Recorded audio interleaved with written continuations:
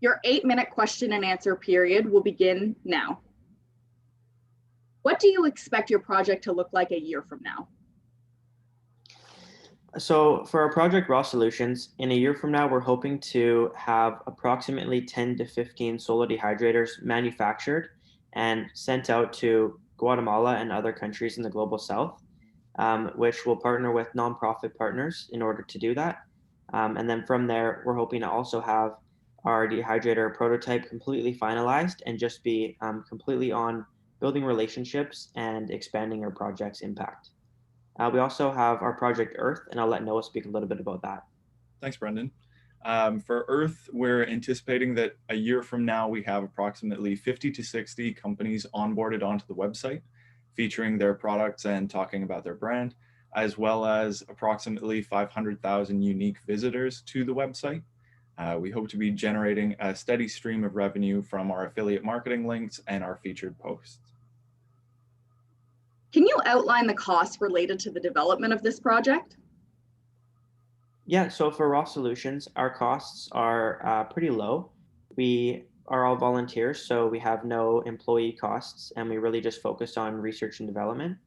To build one of our dehydrators, it costs around $200, and that's really the only cost that we have, as we have shipping for free through our nonprofit partners, and we do all the in-house work on the back end in terms of packaging, materials, anything operational. Noah, do you want to answer on Earth? Absolutely, yeah. Thankfully for Earth, because it's a web platform, our costs are quite low. They wind up being, including our web hosting platform, editing softwares and things like that, it's approximately $60 to $70 Canadian per month to maintain the platform. And those are our only costs, as Brendan said, using volunteer work. How did you come up with the idea for your projects? So Raw Solutions was originally developed because an actual Enactus partner school in Grenada, St. George's University, saw a local problem they were having with fruits and vegetables there that they were growing going to waste. And a couple of years before I actually joined the project, they reached out to our team and asked us if we could create a solution for them. And so that's where our project came from. And for Earth, actually, I was coming back from international travels last year, and I'd been making changes in my own personal life as to my shopping habits, shopping more ethically, locally, trying to be a conscious consumer. And after having a conversation with the Enactus team about the difficulties that I encountered with that, we wound up somewhat organically coming up with an idea that we might be able to solve that problem, help conscious consumers connect with their local sustainable brands. How did you manage to meet and plan for your projects as a team despite COVID-19 restrictions? So we met every single Monday. We have a nightly meeting for our entire team. And then on Tuesdays, we have meetings for some of our projects. And then we meet around those schedules as well, just whenever we need to have an important meeting. Tell us about your project's marketing strategy to reach your target audience. Raw Solutions has a pretty small marketing strategy, as it's more of a business to business sort of operation. We reach out and have partnerships with nonprofits. Besides that, we don't really do any external marketing. Our Earth project does a lot more actual business to consumer marketing. I'll refer back to Brendan there. At the moment, Earth is not doing any marketing or promotional activities, but we do actually have some planned activities and a budget going forward. If Brendan would like to talk a little bit about the marketing that he has planned for us. Yeah, for sure. So some of the plans that we have going forward within the next few months here, we're going to do a lot of advertising on YouTube, specifically videos. We might do a little bit of LinkedIn advertising direct to the consumer, as well as some other social media advertising on Facebook and Instagram, followed by some SEO and Google AdWords as well. What surprised you the most as you worked on your projects over the last year? What surprised me the most was probably just, I guess, the resilience through COVID-19 and being able to keep things moving in a global pandemic, as well as having other things thrown at us, such as 2 back-to-back hurricanes right when our dehydrator reached Guatemala, and still being able to get our prototype tested.